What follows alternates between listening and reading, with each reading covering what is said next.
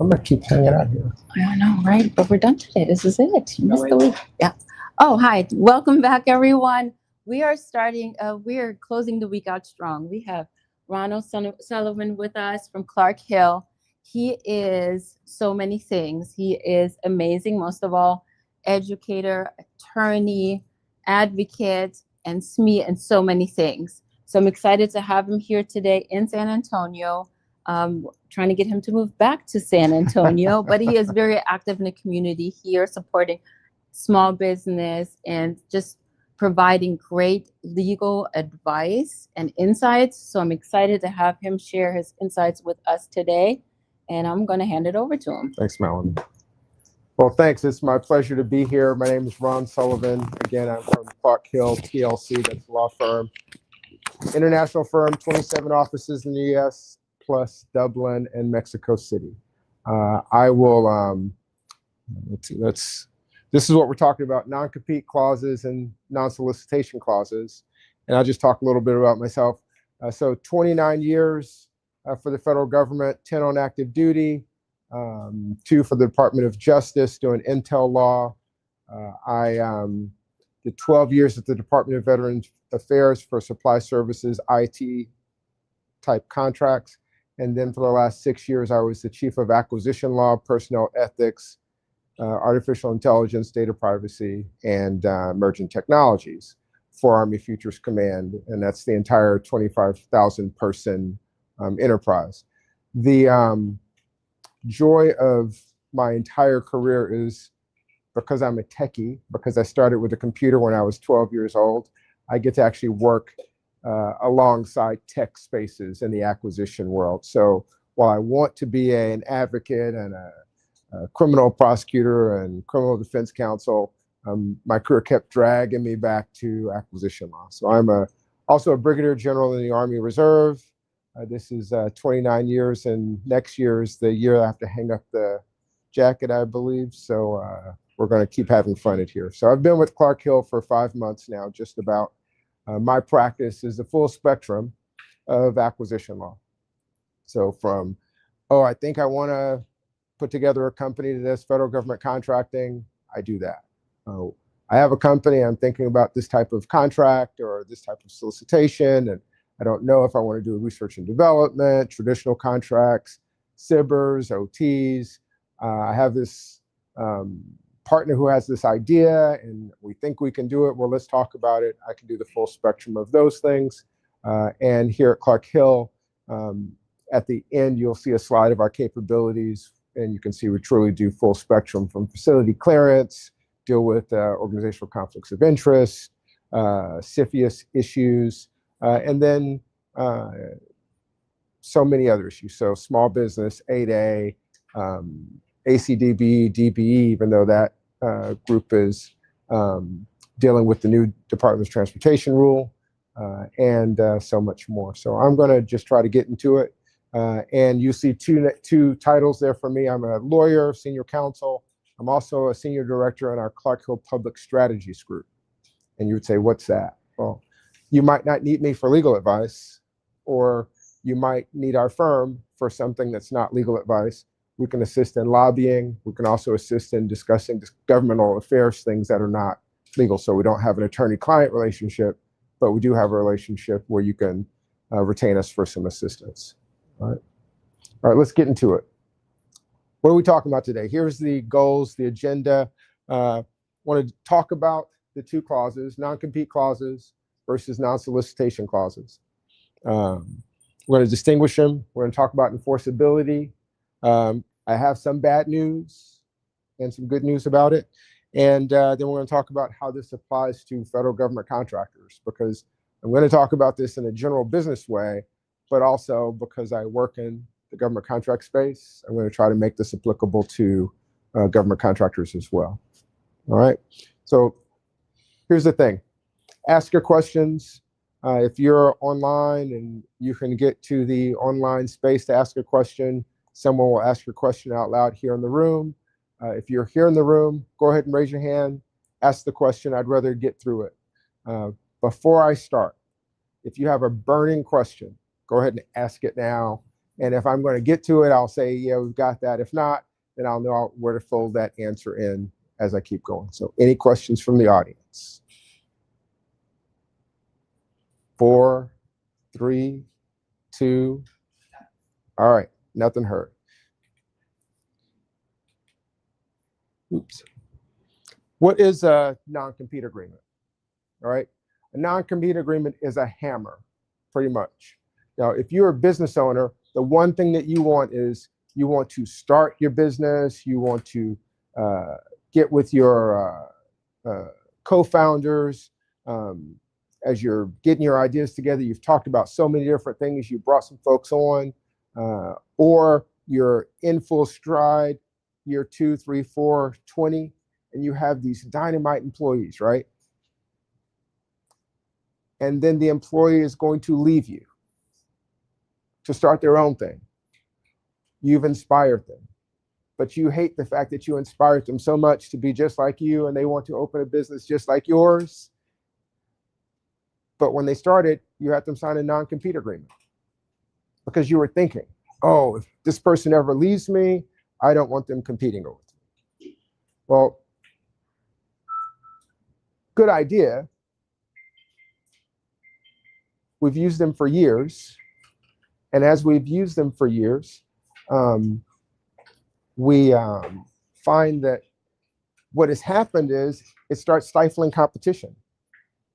It starts making people either not work for you as hard while they're working for you, or they don't take all the risk, or they don't give you all the ideas that are in their head because you don't want them to compete with you with something that they've lent to your company.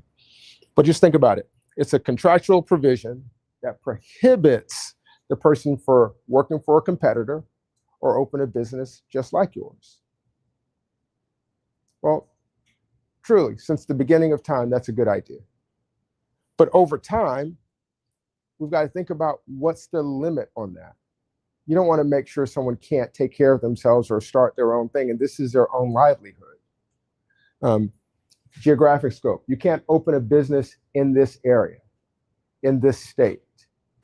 Well, the state might be too big for what you do. You just throw newspapers in your city. You don't need to prohibit someone from throwing newspapers in the state. You might prohibit them from throwing them in a 150-mile radius. Gives them a little bit of rigor, little difficulty. Okay, so they can go to up to Dallas and throw newspapers, compete with you, have their own wonderful company, and then watch what happens. They open it up, the same newspaper routes in every city 150 miles outside because they've perfected your methods. Well, they might not be able to open the same type of business for a period of time. Well, that's good too. Period of time, 18 months, 2 years. 2 years is about the maximum time. But sometimes what you don't want is the person to leave your company today and open a company next Thursday and do the exact same thing, put up a nice, pretty sign, and everyone in town knows that this person used to work for you and starts bringing their business to you, especially if they're 10 years younger, 20 years younger, a little bit more nimble, a little less grumpy, and then their business starts running circles around yours. Also, industry and business scope. Some non-competes say you can't open your business for the federal government. Well, if you're a federal government contractor and that's what you've been doing, that type of non-compete could have detrimental effects on that person's work because that type of work may only be done for the federal government. And we're going to talk a little bit more about classified jobs. Certain non-competes can really get in trouble in that area. Then we have consideration. No matter what, the employee must get something for the non-compete.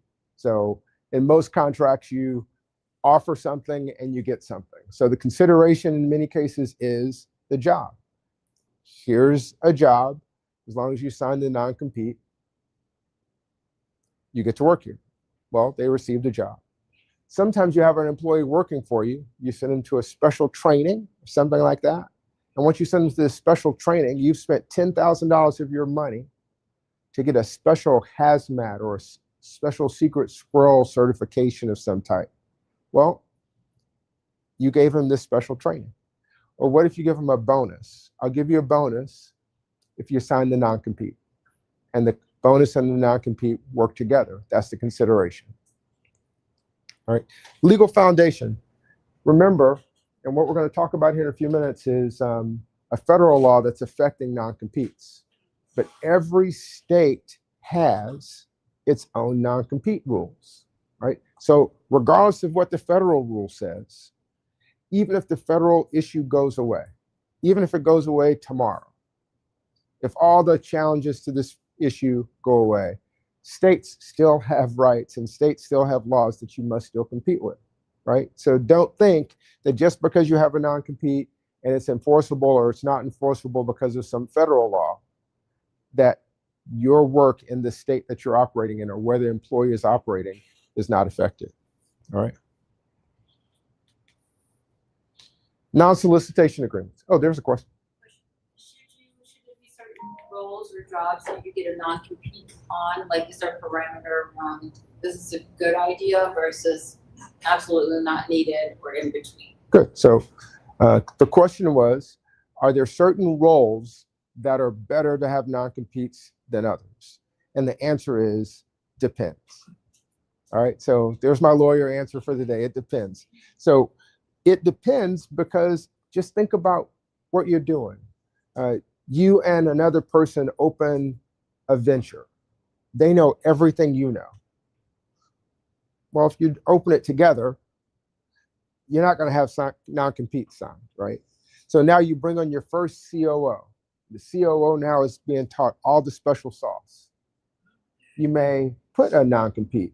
And we're going to talk, you'll see that there'll be a salary cap as far as the new federal law is concerned with respect to what the person's role was in the company and what they did. So a C-suite person might be able to get a non-compete, and then you still put those parameters on it: geographic, duration, this industry and business. So if you're in the toilet bowl sales business and this person is wanting to open a bathroom tiling business, not the same industry, not the same business, but they have some great ideas for how to do something in home improvement.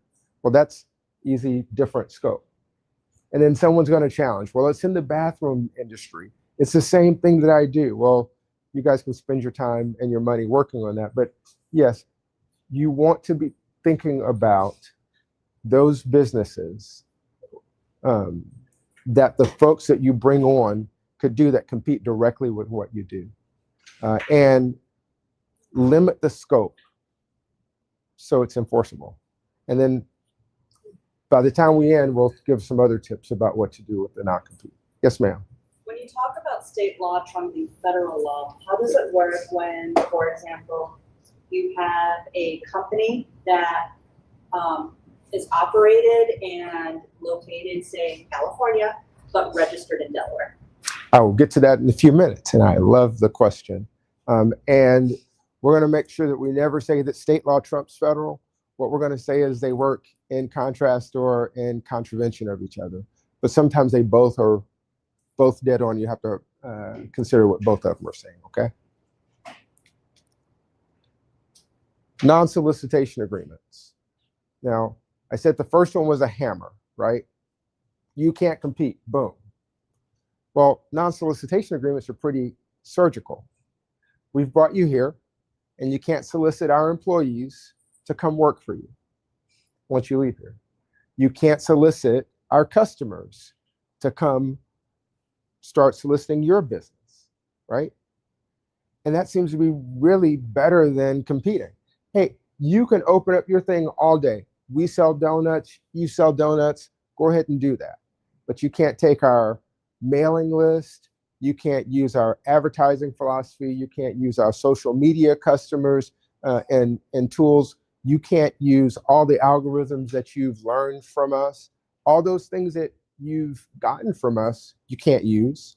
And now, because Tony's the best donut fry guy in the state, you can't call him over for poker night. You can't call him over for Monday Night Football and keep trying to talk them into coming to join you, even for more money, because you're violating your non-solicitation agreement. What's more difficult is you're a nice person.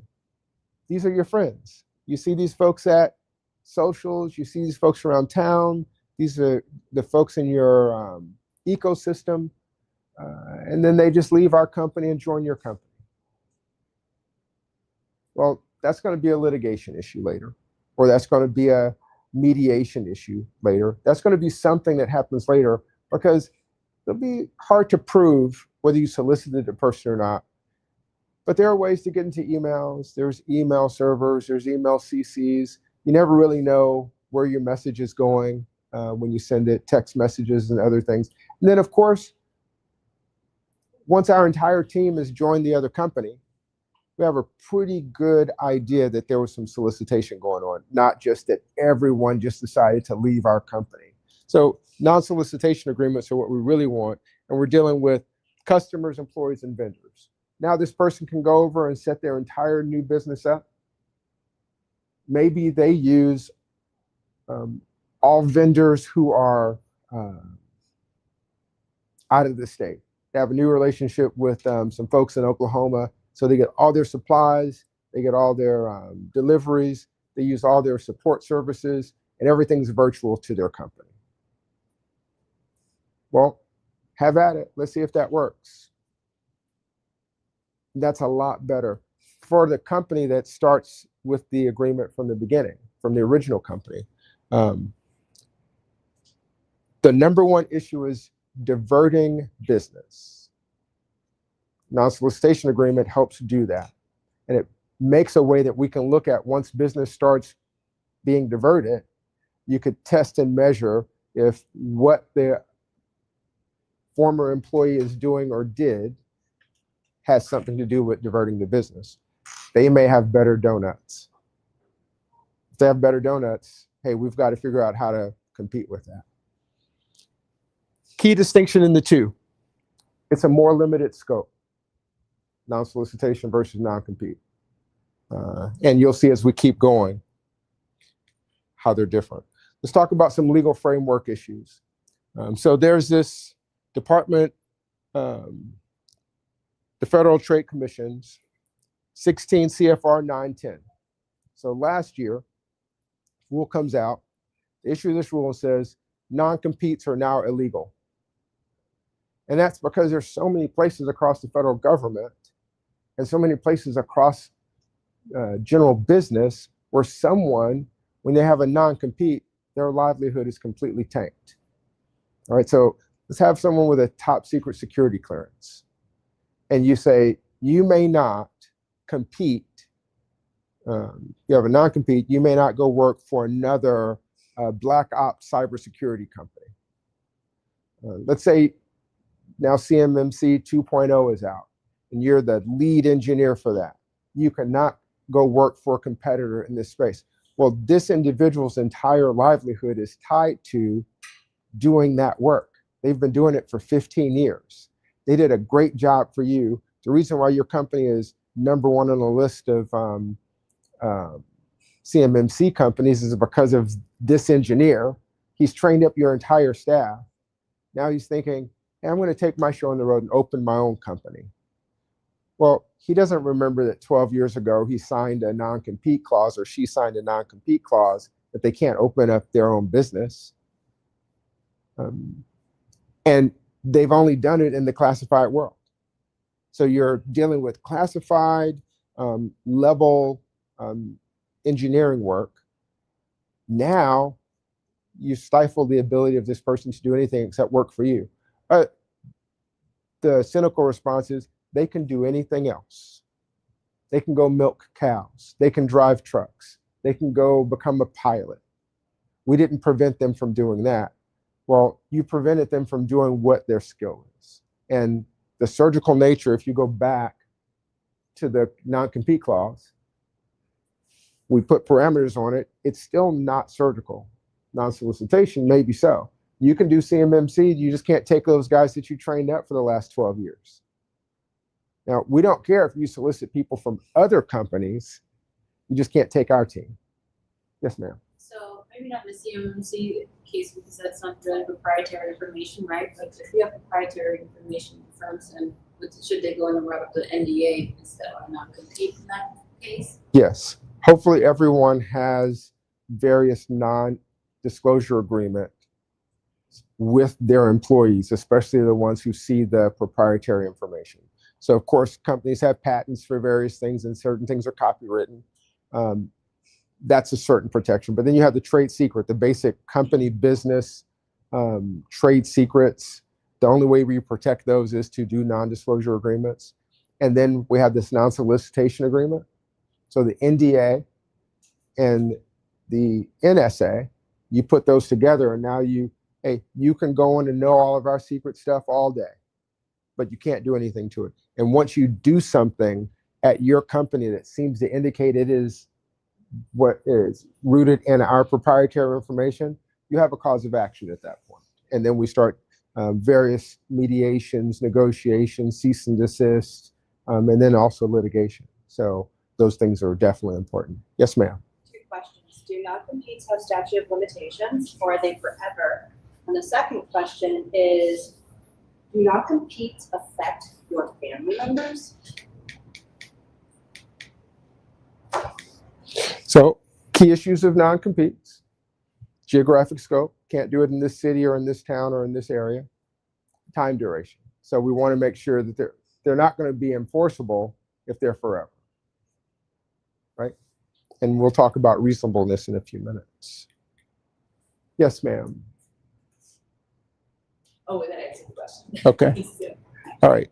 So we have the Federal Trade Commission rule, and this is in litigation right now. It's still in litigation. So what FTC wants to do is say, hey, you can't make folks not compete with you, period. It's stifling capitalism. It's stifling growth.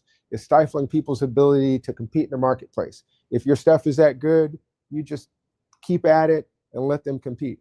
Put durations on things. There's certain levels of protection that we want to give you, but they have to be reasonable. The executive exemption is something that's important. Over this number, 152,000, and a policymaker. So if you pay the janitor 152,000 to say, hey, he can't compete, that's not it. Person has to be a highly paid person, a C-suite person, or director of something important in your space, and make policy that affects your company. Not just the CFO who's managing the books and the money, but if that person is also contributing in their CFO role to the secret sauce of your company, but think that person's brain is different than the COO's brain. The COO makes it happen, right? The CEO makes it happen. The CTO makes it happen. The CFO, maybe not so much in a policy way, unless there's something about your financial approach, your financial DNA that drives your company's business to be as successful as it is. All right. This was a huge impact back in April of 24. It went into effect later in the year, and there's several cases, including a Texas case that has enjoined the rule to take full effect. But just because the rule is not in full effect at this point does not mean that you don't need to adhere to it. Federal government contractors. Think about the code of business ethics. There's a business ethics rule that basically says you can't do things to your employees to keep them from locked into your company. There's still a level of fairness that you as a business have to consider with all of your employees. Also, violate some of these rules, treat your employees inappropriately, and you could end up with a suspension or debarment from your agency, which is as bad as having a termination for default. And then sometimes it creates organizational conflicts of interest. In your company, just think this. Person works for you. They created specifications and they created special advice to the government while employed for you. Now, they can't work on that company's contract or that agency's contract because they participating in drafting the specifications. So they already have a limit now of things that they can do and can't do. Now you make them non-compete. So now there's certain companies they can't go work at. So they can't work for you and they can't work at certain companies. So basically, all they can do is something outside of their expertise. So maybe it's better not to give them a non-compete. It's better to give them a non-solicitation, because they're now not going to take any of the information that you have. They can't work on the contract that they wrote the specifications for, but they can do something different, right? There's an issue, I talked about a few minutes ago. There's an issue about this FTC rule. If it takes effect, if it takes full effect, that it works differently with the state law. So there's a preemption there. Non-solicitation agreements are appreciated over the non-compete rule, and that's almost written into the way that the FTC rule is crafted. Non-compete agreements by state, all right? Big patchwork chart. The different colors, no color, no restrictions. Banned with limited, the dark colors they're banned. Can't use non-competes other than certain situations. And then the others have either salary requirements or other restrictions. Why is this important? This is important because depending on where your company is located, a different rule might apply. So Texas has a reasonableness standard rule. That's here. You can have a non-compete. That's the state law. But think about this. The non-compete has to be ancillary to something else. So the person has to be an employee, and they have a non-compete for a reason. Reasonable limitations, geographic, time, specific industry, and it doesn't impose a more than necessary restriction. Right? All right. Restatement of what I just said. Let me go backwards. This is the patchwork chart. This is your company. Your company is in Texas, California, Virginia, and Illinois. You have folks in all of those places. Your headquarters in Texas. My advice is, do you use the most restrictive state? Right? If you use the most liberal state across the entire company, people are going to have different rules. And then you're going to be violating one of the state statutes. But if you use the most restrictive, if you say, okay, enforceable if reasonable, not enforceable. Well, you might want to start using a not enforceable standard across your company and go, okay, let's use non-solicitation clauses and NDAs, and let's make them work in concert across the company. But if you're only in Texas, go for it. Have your non-compete agreements. Just make sure they have reasonable parameters. Questions about that? Yes, ma'am. As your firm grows, so you start small, right? And you may not be doing work in California. You may just be doing work in Texas, Virginia, Illinois, and you assume that you would assume Texas law. Yes. Now you're expanding in California or one of these other states that does not enforce. Would you then reassess your policies? Yes. And then redraft, go from go to a non-solicitation? Would Yes. you want to go through that process? I love it. You could probably do this with me, Melanie.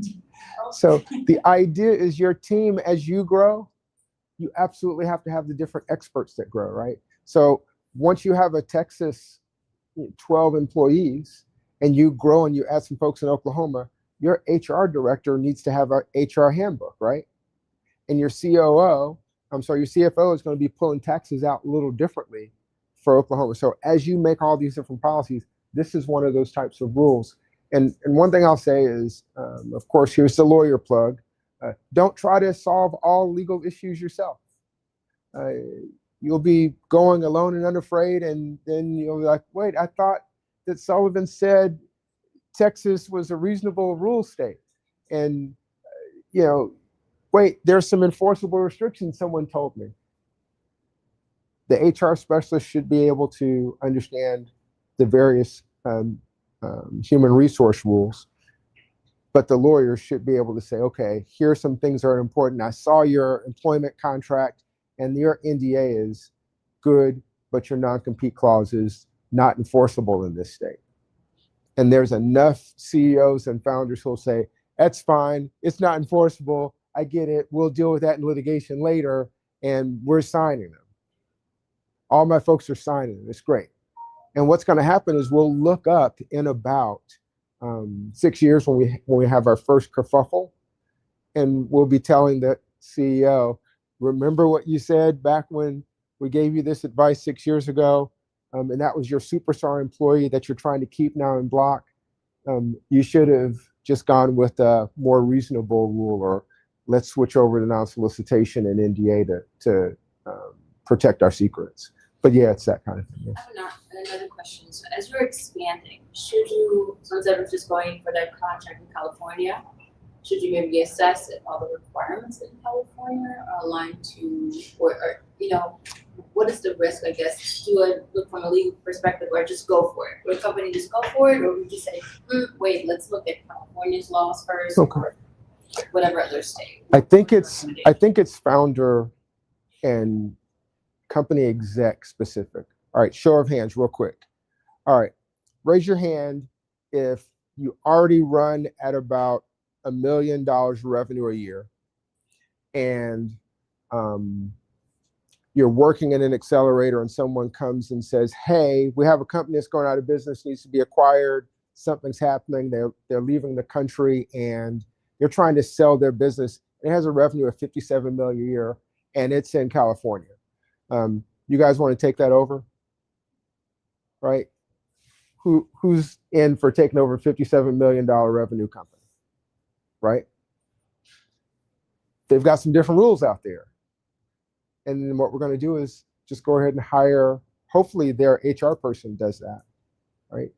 And we have several people who say, I'm not going to California. Those guys they're going to fall off the face of the earth. They're not Texas.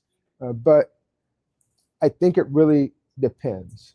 And it's all dependent on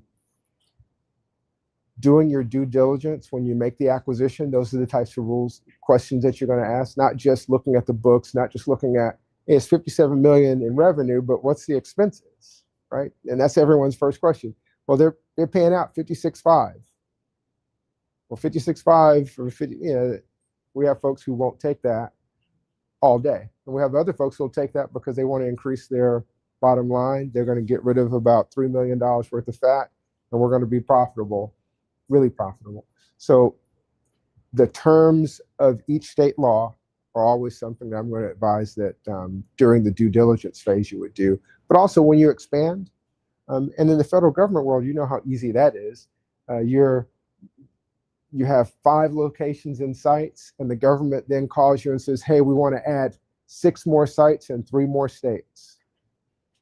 And you have not even thought about Florida, Virginia, and Maine. You don't even know where Maine is, right?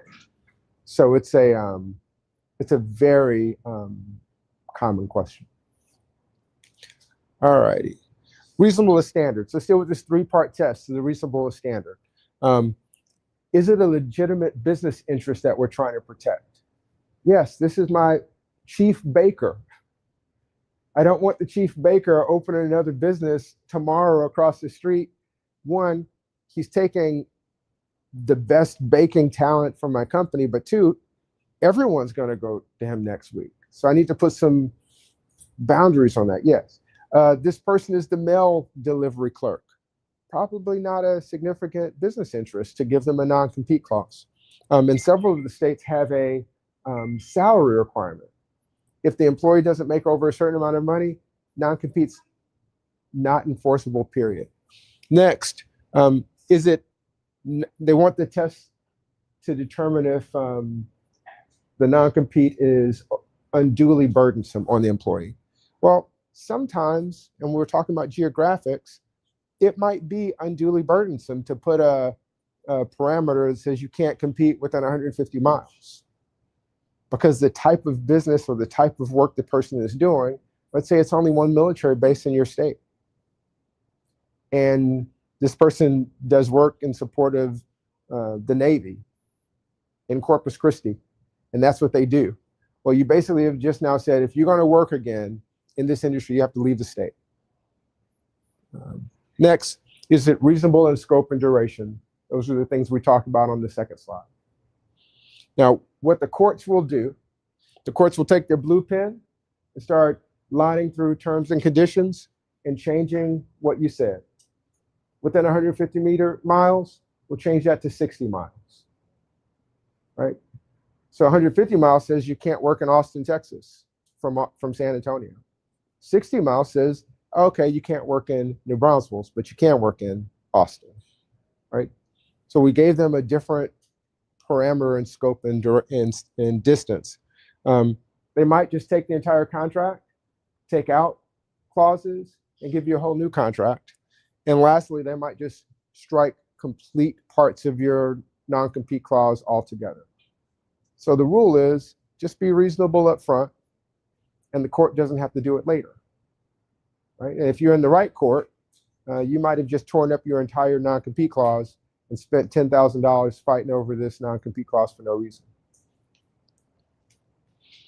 All right, we're getting close to the end now. Government contractor specific issues. Folks with security clearances, let's be careful putting non-compete clauses for those employees. It's a headache you just don't want to have. This statute here, this regulation here that deals and governs with folks with top secret and other clearances, it already tells them what they can and cannot do. And when you have this clearance and then you're unable to compete anywhere else, you basically just told them they can't work. Cleared employees have limited mobility, and then you can also work with the facility security officer to coordinate the different people. So you can put parameters, but understand that the facility security officer is going to need to understand why you're putting this parameter on this cleared employee. New, 2, people get paid different amounts of money. And I said it for the states. In the Service Contract Act, it already limits certain people's or manages certain employees' salaries. So be careful about that. Wage determinations as well. OCI, we talked about it a little bit. Depending on where you are and what you do for one contractor, if you also have a non-compete, you could even be further squashed. And sometimes you just can have a functional non-compete as opposed to an employment non-compete. You can work for another contractor, but you can't do X or Y job. And that just keeps them from being poached from you. All right, here's the 2 clauses side by side. Non-competes are broad, non-solicitations are surgical. All the way down, this is really a summary of everything I've talked about today.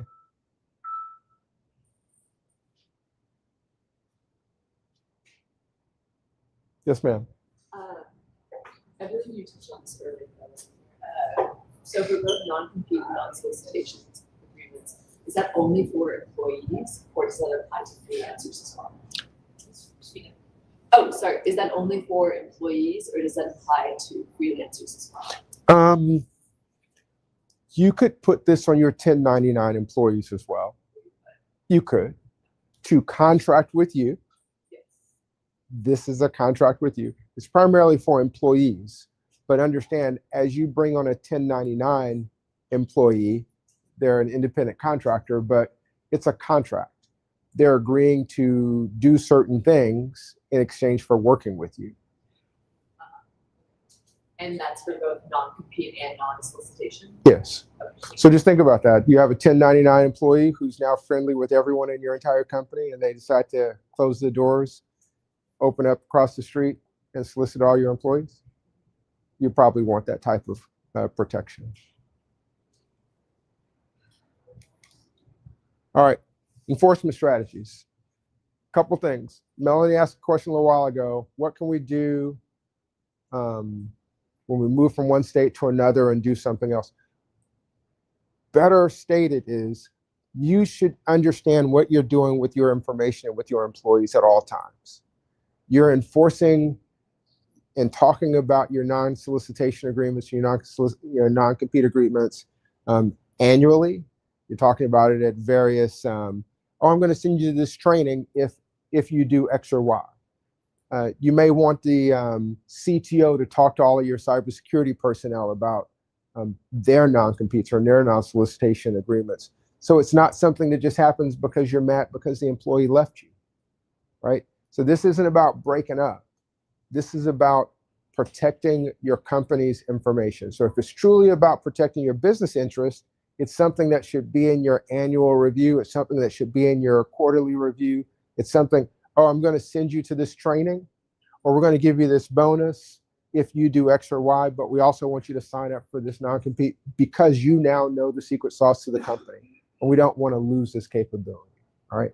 So that's what this is about. This isn't just simply because the person's leaving. It's because there's usually some business interest, and you must show that you have an interest in it too throughout their employment with you, not just when they're leaving. Yes, ma'am. Quick question on when to implement. So let's assume I started a company in the mailroom, and all of a sudden you promote me to being your CTO. Yes.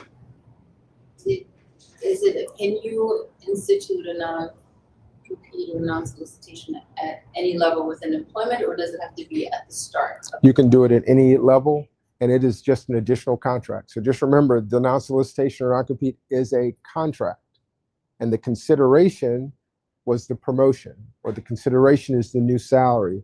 The consideration is you get to work for us. Yes, ma'am. Okay, kind of going off of that thought. So what happens if, say you do start in the mailroom and you don't want that promotion because you don't like the either the non-solicit or non-compete, Yes. and then you end up being on like your job saying, hey, we don't need you here anymore. Well, Texas is an at-will state, and you do understand that you don't have to work here. But I'm saying they let you go because you didn't sign it. Does it still count, or is that gray area? Okay, so most leaders who have a good relationship with me are not going to ever say, and because you didn't sign the non-compete agreement, or because you didn't do this, we're letting you go. You're either going to follow the labor and employment standard, which is follow the at-will employment terms. And my advice to everyone is, just because someone won't take an additional encumbrance or caveat to their employment shouldn't be why you terminate them. I want you to be my new CTO and sign this. No, I don't want to sign that. Well, we're going to let you go. That probably shouldn't happen that way. 6 weeks later, we're going to let you go. Still kind of suspicious.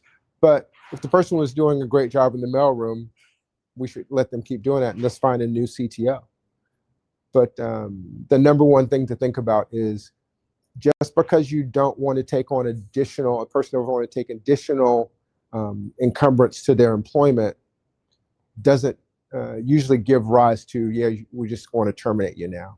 And it's easy grounds to pay out money that you don't want to pay out, founder. Yes, ma'am.